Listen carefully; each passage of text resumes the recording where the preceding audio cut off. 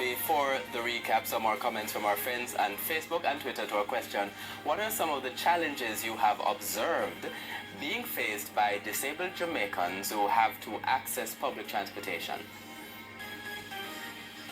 Our first comment is from Warren Forsyth, who says, hardly anything in our society was constructed with the disabled in mind, so most things are problematic for them. And Janice Reese says, based on my experience, only JUTC caters to the disabled. And even so, they have a very limited fleet when it comes to wheelchair accessibility. Not to mention people who insist on sitting in the seats designated to the disabled on regular buses. Simply put, public transportation is a pain, and we need to do more for the disabled community. And this story, Archie, is very interesting because I remember the story that you did about some disabled people trying to access ATM machines.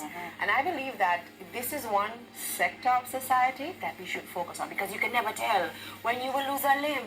I mean, it is important that the infrastructure be put in place to accommodate them. Quite so, because sometimes you see them like even the other day, I see a blind person trying to cross a road. The other day I stopped, put on my hazard light, come out of the car, fan down the other traffic person and said, cross. And I'm like, where are you going? Up there. So I'm like, you can manage. He said, yes. Because they're very, very independent, you know. They just want the facilities to be able to carry out what it is that they want. Let me bring in Spencer, who was in Budapest recently. Yes, ma'am. What were your own observations? In terms of the accommodation? In terms of the accommodation at the stadium, for example. You're talking about trying to compare what's happening in a first world developed country to our scenario, which is a third world developed or underdeveloped. So a lot of things are going to be like the distance between night and day. Correct. Huge gap, cheese and a chalk. So pretty much the facilities, the resources are there. I did a feature about AVMs, pretty much on the sidewalk.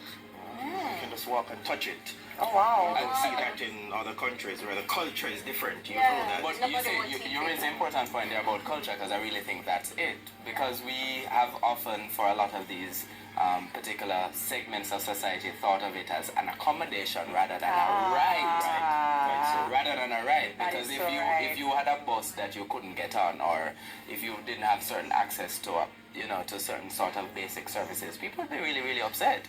It's just that we've become sort of accustomed to this is an accommodation we're making for people, rather than we are Jamaicans and all of us are entitled to particular kinds of things. And these are conversations that need to be had. And we've been having the conversation for a while. We need to do more. We're making progress now. We're making progress. I mean, slow progress. Slow progress. It's just sort of getting into the frame of mind of I understanding. can feel the money now. That's progress. Yeah. Romy, you were about to say something?